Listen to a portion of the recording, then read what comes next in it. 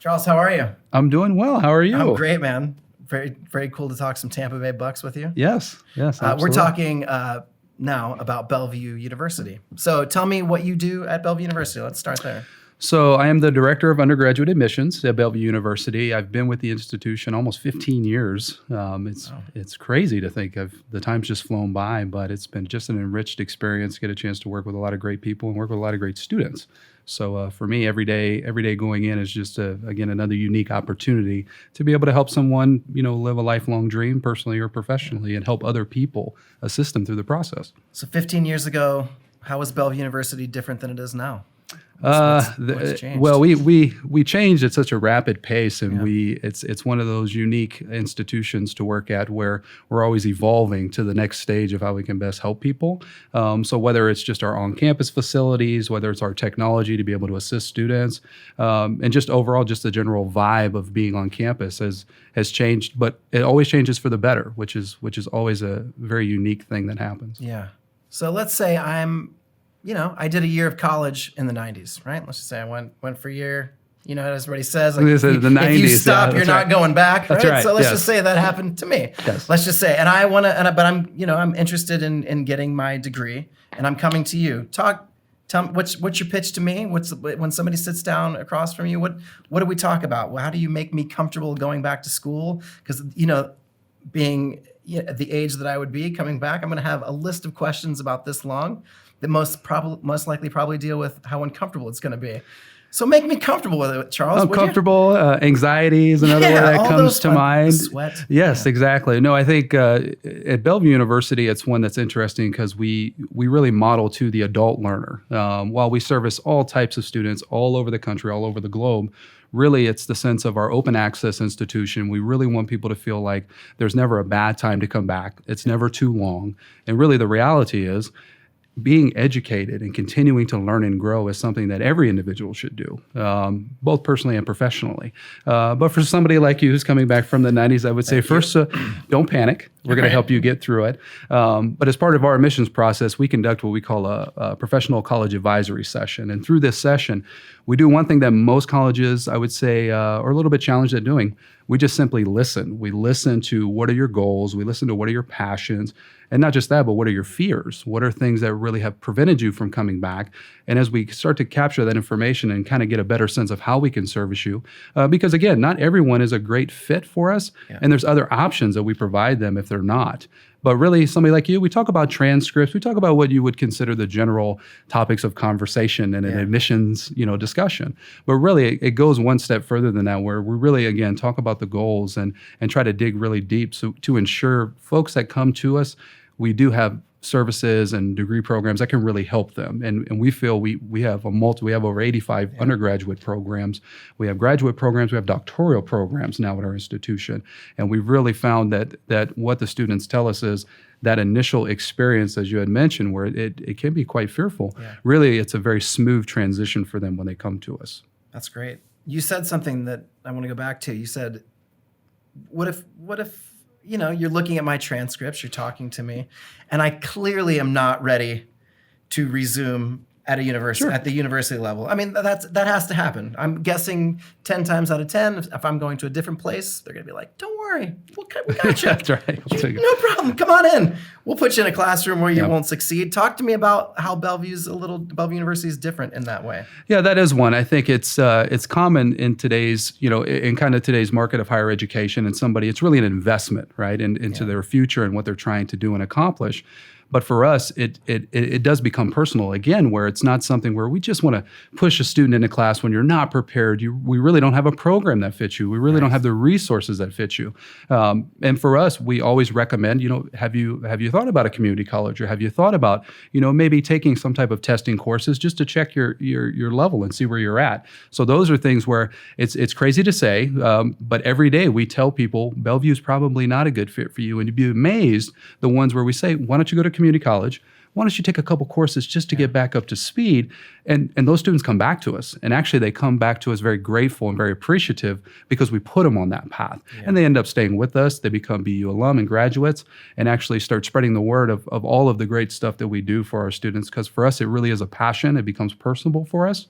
And that's one that there's a multitude of options to do that. And we find a path that fits anybody's need. I'm thinking back to all the people that I've talked to today. There's a common thread that all of you have. And it's when you start talking about the experiences of students at Bellevue University, this twinkle might not be the right word, but there is a level of excitement that has popped into every single person that sat in that chair today. And I want to know, why is that there for you? Why is there that passion? What happened to you? What experience at Bellevue University has led you to be this passionate about that? I mean, you're very genuine, obviously. And I just want to know where that comes from. I live it and I breathe it. I think I grew up, I was not the most academically successful individual, even coming out of high school. And as I progressed and did my undergraduate degree, still had struggles. I actually completed my master's degree at Bellevue University because they provided me the tools and resources that I needed. But the biggest challenge for me was just overcoming that hurdle of failure, because we do need a push every now and again, even when it's the most difficult times for us. But for me, I've had my calling in higher education and just seeing how that connection happens. Anything from a student, taking the first couple courses and then contacting me or one of my counselors back and saying, I've had just a great experience. I really appreciate you helping me get over that hump or get over that hurdle. And when you work in the nonprofit arena, it really becomes a self-gratification of seeing someone succeed well overcomes any monetary gain that we could get from that. And for me, that's something that drives me every day. I really feel it is my purpose in life to help people and not just see the vision, but help them overcome the challenges that they have, because there always will be challenges. Right. But to see them succeed and to see them overcome and to see them walk across the stage, it's a very fulfilling feeling for me. It goes beyond what we would consider a sales pitch. It goes beyond all that, because I can tell you there are many students every day, even ones that I talk with, where I tell them verbatim, we're not a good fit for you. We're just not. We're not a good fit. But I want to see you succeed. So here's some resources to help you get there. And then lo and behold, again, it's amazing just to see how kind of that story plays out, where they come back and say, actually, no, that I want to come to BU. And yes, please. And I said, I can't walk you through everything. Right. But I will definitely be there to assist you, be right beside you all the way through. That passion, they can't force you to be passionate about your work like that. No, not at all. You either have that or you don't. Not at all. Can you give me a specific example that you think of somebody that you helped guide along the way, the success, as just one success story or 20? No, I can't. I have many. I've been very, very fortunate to be able to work with a lot of good people and a lot of good students, not just the students themselves, but my staff. I'll share a story because I remember very vividly. When I came to the institution, I actually started there as just an academic advisor, as a student coach, helping students, and behavioral science was one of my main degrees that I advised. And I'll never forget her. Her name was Barbara. Barbara, I remember this vividly, Barbara was 72 years old when I had an opportunity to start working with her. And I stayed with her. She finished her degree in about a year and a half. Yeah. She came with transfer credit and associate's degree, but that was it. And she never finished. Her main goal in life was to be a great role model for her granddaughter. And that really resonated with me because she was local and I had an opportunity to meet her face to face. And I had a chance to really gain a better perspective of the impact I was making. In my relationship with Barbara, I mean, we would do everything from exchange Christmas cards to just have idle conversation that she would call in just to check in. She would call me to check in to see how I was doing, which I thought was just fascinating because I was in a different mindset then. And I was really focused. I had a lot of students I needed to assist. But Barbara really took a liking to me, but I remember vividly her telling me, if it was not for you, I would not have been able to do that. I'm a 72-year-old woman. Why would I need to go back to school? Essentially, again, I get very passionate about that because to me, she's saying, I really don't have a lot of time left, in life in general. So, but the conversations we had and what she told me her goals were really resonated with me, and I wanted to make for sure I could do everything I could for her. And she was a very, very dear friend to me after we got through. And yeah, it's one that I'll never forget that because in my mind I thought, wow, it's yeah, you're getting up there in age, you're retired, but why you, and her specific goal set of her family dynamic really is why she wanted to pursue that behavioral science degree. And when she finished, I remember her seeing her and she walked across the stage and it was a fantastic feeling. It really, really was. I had the opportunity to meet her family and her granddaughter, which was amazing. And they were all very appreciative. So for me, it was just a job well done, but to have that impact was pretty significant. I mean, you don't have to be that invested.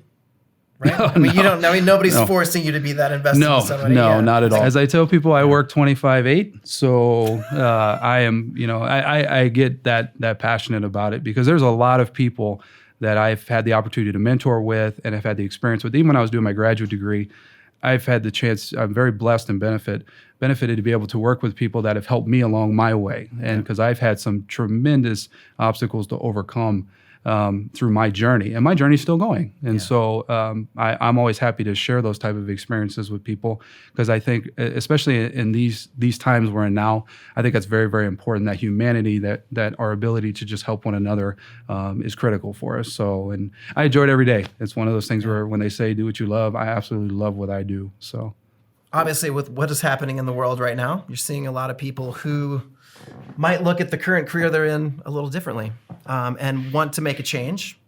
But again, maybe not comfortable with that situation. So let's make people feel a little bit more comfortable about talking to you about the opportunities that would have, the support that it would be around them in this environment. Just talk the online aspect, of course. I don't have a computer, or I don't. A lot of people are looking at they hear Zoom and then they look at their phone like, well, do I download? I was one of those people as well. I'd never even heard of it until all this went down. So make us feel comfortable with what the opportunities that would be presented to us at Bellevue University. Yeah, I would say that certainly that is a fear that is common in the place, today. And it's one at Bellevue University, we've really taken the time to understand every student at every level they're at, whether it's like we've talked about, whether it's the student that really has just kind of been out for a little bit or one that's just coming right in, just trying to stay with the groove. For us, it's really more about the support, and when we say support, it goes much deeper than that. When we talk about, maybe some technological gaps or things where individuals just feel uncomfortable with those things. They have a good idea about it, but maybe they don't have the tool or the resource. So we have specifically designed service models for students, things like a writing center, things like a tutoring center, but it goes much farther than that. It's not just I'm just going to call in or I'm going to email in. These are things where we can do a Zoom session or a face-to-face. We can start to close those gaps, but we can also explain to students, this is how you do those things. And so, for instance, when they come through the admissions process, we have some technological questions we ask them to get a better gauge of where they're at. And if we feel, hey, here's some recommendations for you, or maybe we want to put you in this initial course here to kind of help you get you up to speed on some of these things to help you along your journey. But we're with them throughout. I mean, we are with them from the minute they come in to the minute they cross the stage. Because again, for us, the numbers of how many we put in, which we put in over 50,000 as far as graduated students. So it's an amazing number. It's an amazing feat that we've done, but really it comes with those additional support features and functions that we have in place, where students really feel like it's not so much someone that's just here, it's a ticket-taking type of experience. This is an experience where you really feel like somebody is standing right there next to you throughout your journey. And so for us, I think we continue to evolve those services for students because we listen to them. We have surveys and things that go out because we tell the students, we ask them, if you've had a bad experience, tell us that, because we really want to understand where those gaps are. And once we do, we're quick to resolve those things and offer new features and new functions for students so they can feel successful through the process. But make no mistake, we're with them throughout the journey, and they feel absolutely supported through that experience. And that's something we're very, very proud of at Bellevue. That's fantastic. And do you think is that the culture of Bellevue University? Is that the result of the years of experience that Bellevue University has had in developing the online culture, for example? Where does that, again, that has been a common theme that people are talking, there's accountability on your end that you don't necessarily see in many companies at all. Everybody's like, absolutely. Well, it really comes down to us. That's been interesting to me. Where does that come about? Is that a person comes and says, listen, guys, this is about us ultimately. We're going to make them comfortable it's not their problem if it doesn't get done. Where does that? Yeah, I think it's a combination of all those things. As well said. Yeah, for us, it's more of, as we tell students, it's a partnership. If you really want to think about it in terms of how do we go about this journey together, it's truly a partnership. We want to do some work for you because we know you're going to do the work. That's why you came to us. Right. You came to us because you're looking for that degree or that goal that you're trying to achieve, but you need somebody, and we all do. Myself included. Right. We need folks that help us along that journey, because when we stumble or we have roadblocks, those are things for us that we need to say, is there a resource that can help me? The beauty of it is, over time, we've understood what those needs are. And even as we continue to evolve, students really appreciate that. And quite frankly, they're amazed at our ability, especially for quick response, or even something as simple as, having this issue writing a paper. That's a common one we get. We get many students that come in and say, I'm challenged on that. What does an APA structure mean? What does that mean? Those type of things where really, in the beginning, your eyes get really big and you go, wow, I think this is really not for me. And then once we have those discussions or interactions with them, again, when we talk about identifying the gaps, we help them close those gaps. And I think that's something critically important, especially like you say, in today's world where people need that extra assistance. Right. They need that. And again, that's not a negative. That's not a bad. Really, we all need that at some point in time. So yeah, it's a combination of all of those things. And like I said, I think the services that we've built and we provide to students, even now with a lot of our students working remote or having to get online, there's individuals that are available for them 24/7. That can help them through that process with even the minor issue or problem. So for us, we pride ourselves in that. That's one that for us, it becomes very personable for us to make that student feel like you have somebody with you throughout the journey. We're going to help you get across the line. Yeah. That's awesome. Thank you.